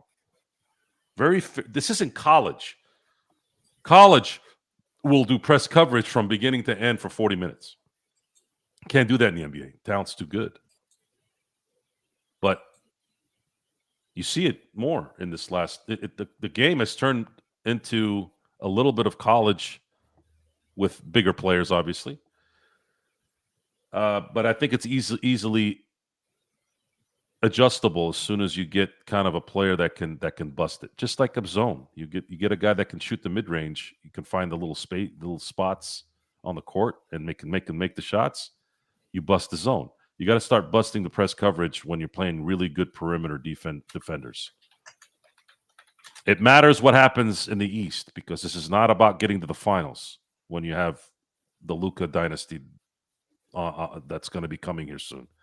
You have to adjust to making sure you can win 4 series. That includes whoever's in the East. I still say this to this day, and I'll never ever not say it. As much as I loved Trevor Ariza in the 2009 run, which that year was a fun year, great year to watch basketball, ended fabulously. But if Trevor Ariza is there in 2010 in the finals instead of Ron Artest, the Lakers do not beat the Celtics in the finals. Ron Artest he was enough of a barrier for 6 of those 7 games because Paul Pierce went nuts in Game 5. That was his best game in that series. But Ron Artest kept Paul Pierce in a stress mode for 6 of those 7 games. And if they didn't do that, if Paul had gone off in 2 of those 7 games, the Lakers would have lost that finals, and it had to do a lot with Ron Artest. Sometimes you need the right player to combat what an elite team or a championship team is going to have. Those are the things the Lakers have to pay attention to here this summer. They're not going to be able to solve that problem now. They could get away with it this year. There's a slight chance. We've said that, especially if they have home court in the first round, preferably in the second round. Then at that point, you probably need some assistance with health on the teams that they're playing. But if not, it's okay. I think they'll have enough resources this summer to acquire what's needed for this team. And it might take another year too. Drafting somebody next year in the first round that would be beneficial. Those things really help too. You're talking about the Lakers. Yes, correct. But they don't have a first round draft pick. I'm talking about next year. Okay. 2026. Pay attention, Gerald. Okay. Next year. Yours. It's 2025. Next year, next season. No, I said next Something. year, not next season. All right. Do you want to rewind the tape? No, you said next year. Good. Anyways. Sharon, who's Nick Couple Dalton? questions. Nick Dalton. Sounds like a guy that works at In Cahoots. I think he was talking to Nick D about Dalton. Before we head on out, Hernan's asking Gerald, a I'm quick messing with her. question. Who's Joe Sans? Question for Joe, since I already answered it. Who is looking like the real deal, Celtics or Cavs? I said both. Both are looking. Oh, yeah. good. They're going to be in the Eastern Conference Finals, no doubt. Unless there's an injury. Mm-hmm. See, I said I wasn't going to predict, and I did it anyways. Thameless is asking which two. I mean, it's assumed that Jameson and Goodwin are, because they've both been playing. Why don't you put up what he said on here so I can read it? Trying to find it. There's a lot of comments, which is greatly appreciated. So it's who are the two that you would waive in order to put those two on? Which again, they could probably, and they're probably going to do it on the last day of the season or close to it, just to try and keep under the second tax apron. Who would I drop? And then are we picking up Jemison and obviously Jordan? Mm-hmm. Because you're high on Jordan, I'm high on. Yeah, you got to have Jordan there at well. least. Jemison. After last night, I don't know. I honestly I know for sure. You got to keep Jordan Goodwin. If I had to take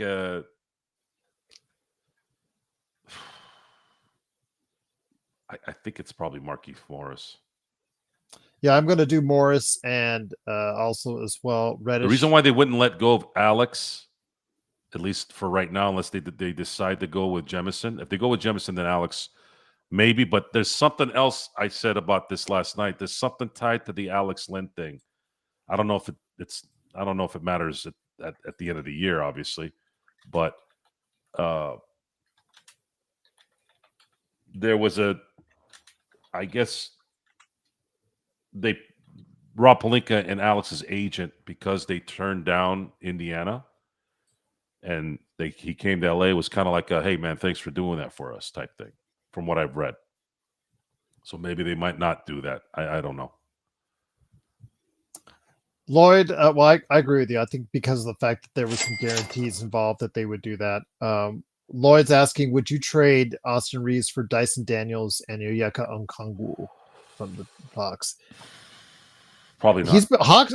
People don't realize that Okongwu has been there a while and just became the starting center halfway through the season. I'll tell you why. Because you're not going to get the value you're getting from AR at 14 mil anywhere else at this point, unless it's a really good rookie player like a Thompson. But Daniels does improve your defense dramatically. True, but is that at what expense? Now you have you have a player that might play good defense, but can he be? Is he capable of scoring? Because AR can drop 20 to 30 points sometimes for you guys. Those things are big in the playoffs when you have that guy. That's true. Because they're going to concentrate on Luka. They're going to concentrate on LeBron even more in the playoffs, and that he might have. This is a scoring league, folks. Defense matters to a degree. You guys know how I feel about defense. They don't really let these guys play defense like they're supposed to. The Lakers have done pretty damn good though in recently, but you and I both. But you and I both know AR gets picked on a lot on the defensive end. Yes. You got to. You can't have the perfect team, guys. It's not allowed. I'm just saying. Yeah, you can't. I mean, Boston exploited that. Yeah, well, they more exploited the fact that, first of all, they were making shots as well. Their offense was what kept them in that game until the third quarter, when they were able to get the right moment where the Lakers couldn't make a shot. Their defense was good. They were, but their offense in the first quarter and keeping up with the Lakers was just as vital in winning that game. And then at the end of that game, if LeBron had not gotten hurt, things might have been different. They took it down without LeBron to 4 points with 3 minutes left. Lakers had a chance to win that game. That matters, folks. Don't tell me they took the foot off the pedal. That doesn't make any sense to me. I already gave an example on what that was. You want to go from 25 to 13 by taking your foot off the pedal? Okay, I get it.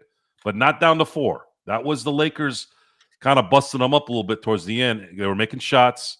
They were able to hold them a little bit.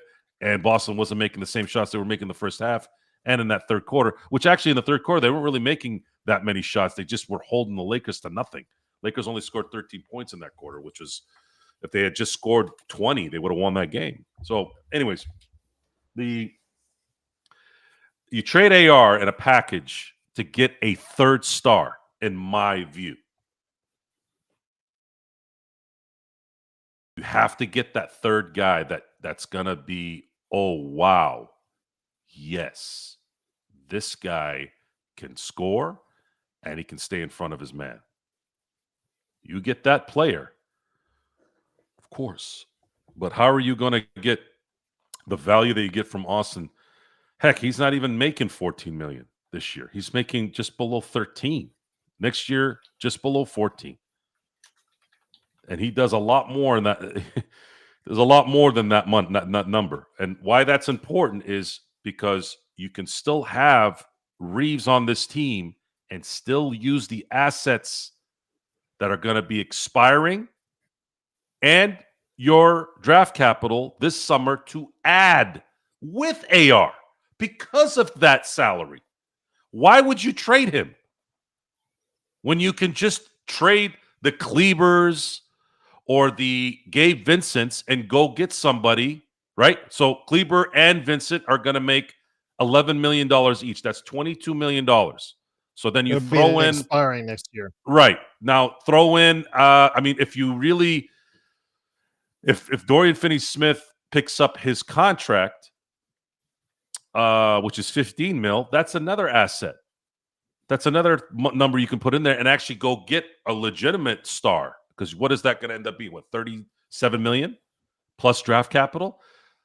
I've been saying this, but I didn't get into the details because we were too focused on the season at the time. But guys, not getting Mark Williams was brilliant in the end. It was brilliant because number one, you might still have a very, very, very good player in Connect. I think he's going to get better. I love his game. I really do. That guy is going to be a he's going to be a Bogdanovich type player. That's the kind of guy you want on a team with Luka and LeBron and AR because it's a talent, and especially getting him when you shouldn't have gotten him in the first round last year, it's even better, right? And you're going to be able to use some assets here to go get, if you want to go get one more star with those assets and draft capital, you're going to have the ability to do that. Sure, we're going to have to wait, guys. I think we're going to have to wait unless the floodgates open for us in the perfect way, kind of like how Boston kind of did last year with the Eastern Conference playoff run. Sharon disagrees with you that she wants more depth. That's the thing. Do you want more depth or do you want the star? That is depth. It is depth. But here's the thing, Sharon.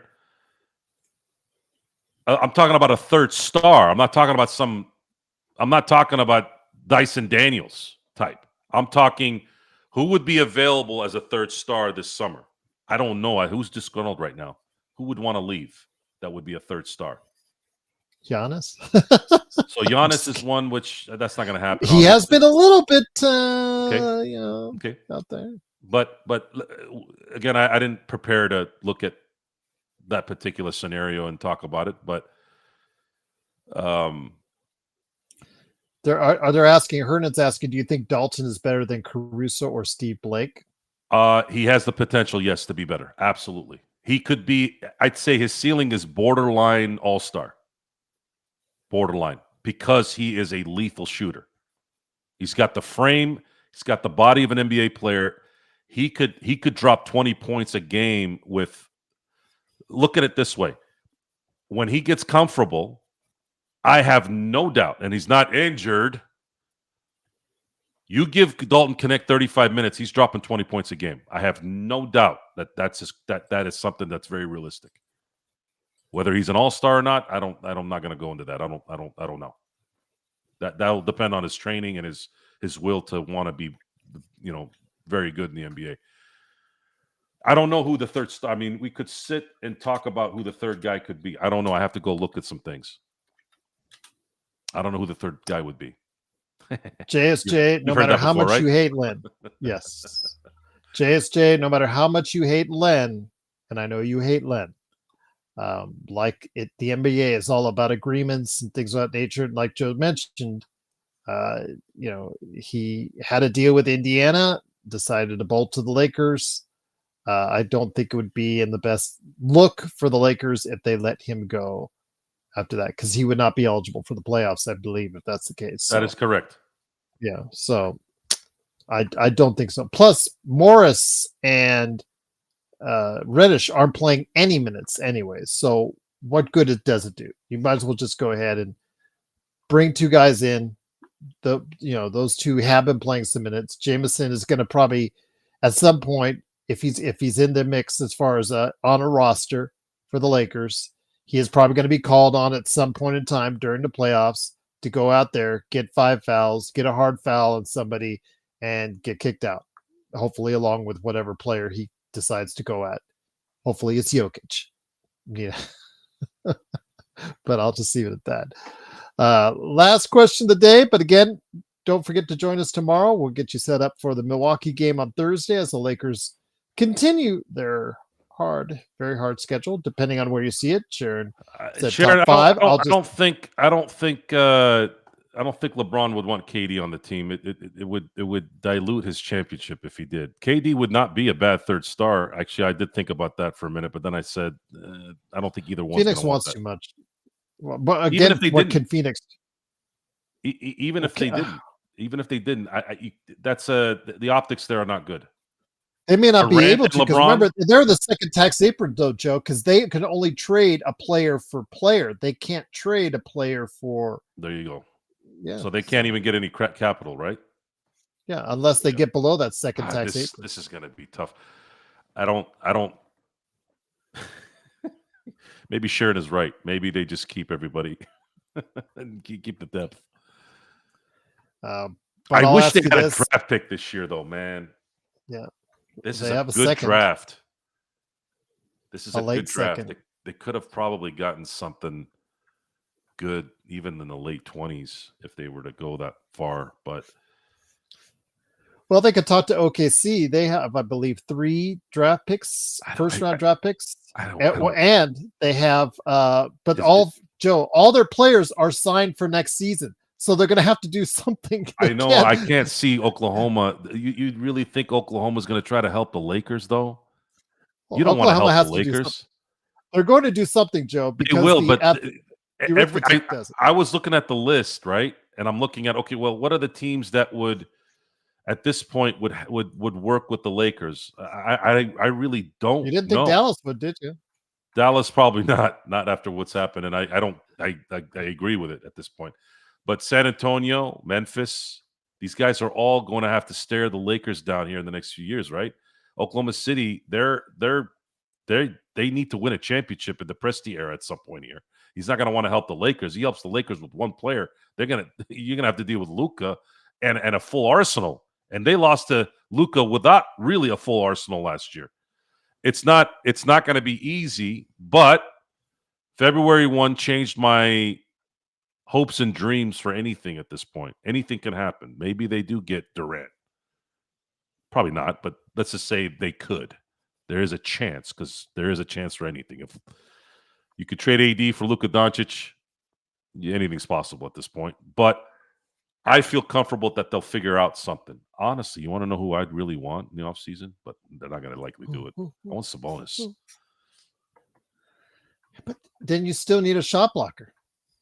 I don't give a shit about a shot blocker. That guy get rebounds and he can score.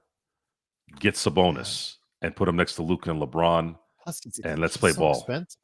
True. What is he? True. 40? That's why you got to drop some. You got to drop some of them capital and then some of those expiring contracts. I don't know. You're still having an issue with the rim protection, in my opinion. So who's protecting the rim now?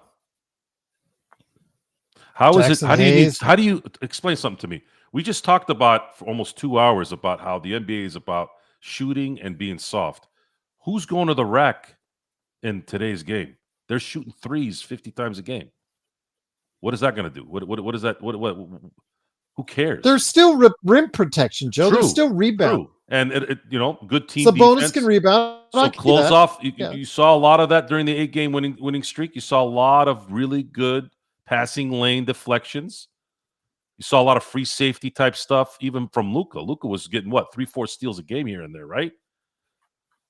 I don't know. This is not AI in 2001 going to the basket 50 times a game. If AI was playing today, he'd be shooting 53s. He who should not be named that was traded for Mike Muscala got 4 blocks today. How did he get 4 blocks today? How good are the Clippers? How good were they when the Lakers played them? 19. Wouldn't you like a center right now that gets? It doesn't matter. 19, 14, and 4 blocks. He can't block 3-point shots in 40, 50 shots. You can't. I'm just saying who is going to the basket. Well, he blocked 4 shots today. How did he block 4 shots today? Because people were going to the basket. Okay. Enough people were going to the basket. Maybe today's game, but what about the other games? 90% of the games that they're going to play are going to be 3-point shooting happy teams in this league. So what rim protection do you need? Do you need rim protection for 48 minutes? No, you don't need it. So are you talking Kevin Durant? Are you talking a Reeves for Sabonis trade? You'd still have to. He might have to be included into the package. Probably, yeah. Yeah, you would have to be. But if you can get him without, but Sacramento's not going to want to do that either. What are they going to want to do? They'd want 4 or 5 picks, right? And they have guards. Didn't they just get a guard in Zach LaVine?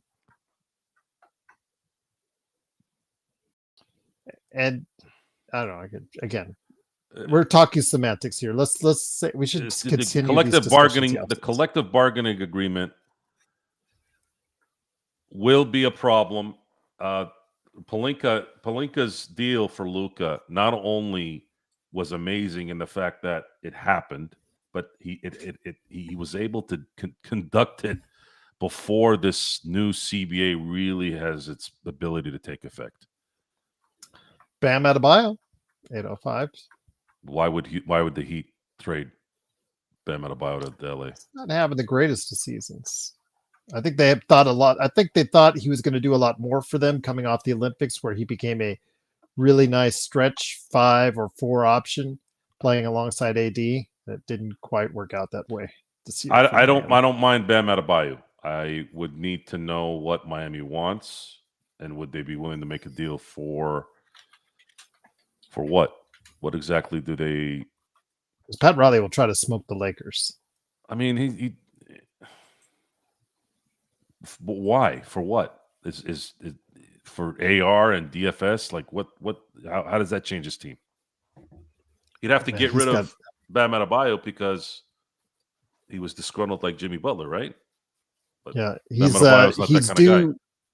he's due next season 51. Then it goes 55, and then a player option for 59. I think he's only making 30 something next year, not 50. He's making 50. 26. I'm looking on Sport Trek. It's Bam Adebayo, 26-27. It is age 29 year, 26-20, 25-26 is 30. Yes, but then it goes up to 51. Yeah, in 2 years. Who gives a shit what happens in 2 years? Okay. Salary cap's going to go up. Do you watch NBA basketball, Gerald?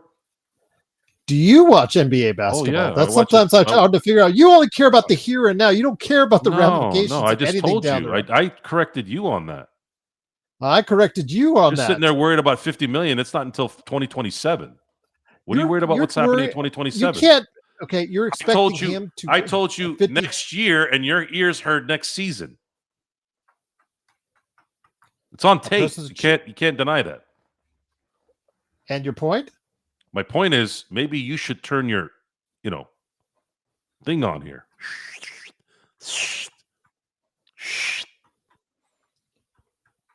Maybe you should see the forest for the trees, because you never do. I don't hang out in the forest.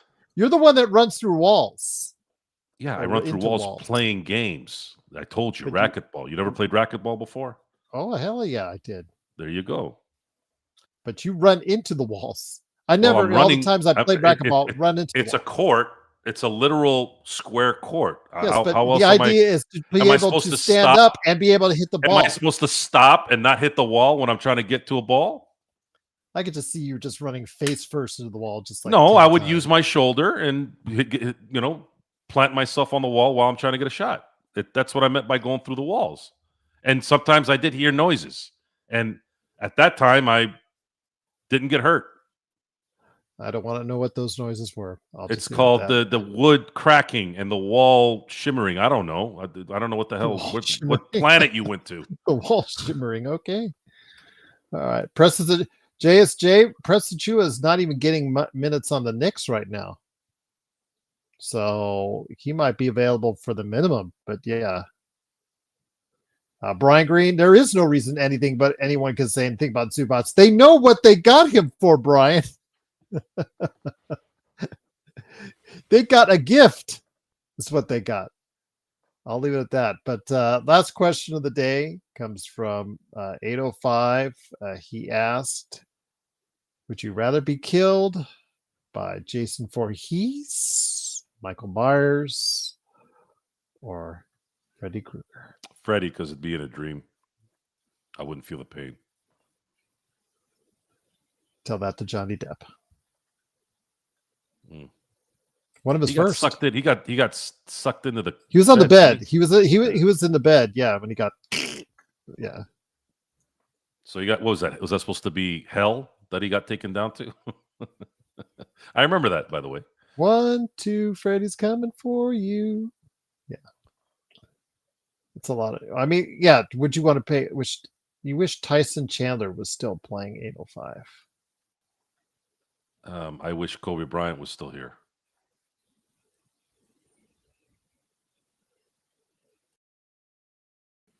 All right. I mean, we can wish all we want. That those days are gone, guys. Lloyd's just naming out people: Nas Reed, Sabonis, Kessler's, Nick Richards. Bam. Well, Nick Richards does. Nas Reed would be ideal, guys. I'm not gonna say it's not. The guy could imagine this floor spacing with Nas Reed. Yeah, but defensively, it's still an issue. Oh my god. Sorry, you look at one side of the ball. I'm looking at the other. Sorry. There are two aspects of the game, Joe. Something you don't realize. Weren't you yapping about how Jackson Hayes couldn't play defense? Look how he's been playing lately. With the right team and the right leaders. His defensive awareness was Nas Reed Zippo. Can play. It was Zippo, acclimate. and you knew that. You knew that. Acclimate. And by the way, Jackson Hayes has been playing really good defense. He has been. I have complimented on that. Yes. Yes. That is not an accident. Enough with this defense. Every time I say something, it's, what about the defense? Well, the NBA doesn't play defense anymore. Oh, that's baloney right there. That's you see it say that, and that's a bunch of BS. The Lakers were one of the best defensive teams from January 14th until just recently. Totally turned around their season, got to the second place in the Western Conference, and you're still saying that nobody plays defense. All right, whatever. Not the traditional way, like actually play defense. Not the traditional way. Oh, okay. No, like being able to actually touch somebody. Yeah, no, doesn't. Well, hand checking went out.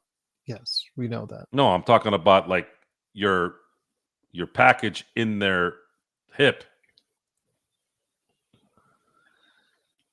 Okay.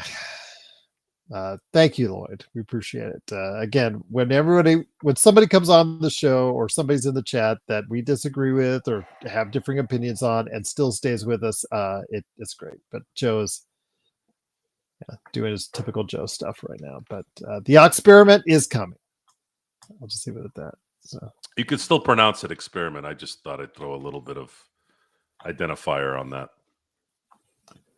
All right, but is the Lakers fast break again? The Lakers. By the way, props to Empire Jeff. He kind of said, Joe, you need to start promoting yourself. Enough of the gimmicky names. So that's why I went with Joe Sorrell. I've told you this weeks ago. No, it was. Yes, I did. Gerald Glassford never told me this. It was somebody else. Yes, he did. I told you. You got to name the channel after yourself. No, you never said that. Yes, I did. You know it. I have it actually in the text right here. I got proof. Yes, right Sharon. here. Sharon, I'm gonna have my own channel, and it will be revolved around everything. It'll be the experiment. It'll be experiment of Dodger baseball, Lakers, Steelers, NFL, Major League Baseball. I'm not gonna talk. I mean, I'll throw in a couple of political talks here and there, but nothing delving into anything there. Nothing like that. I'm not gonna do any of that stuff. This is gonna be completely about sports and just having fun.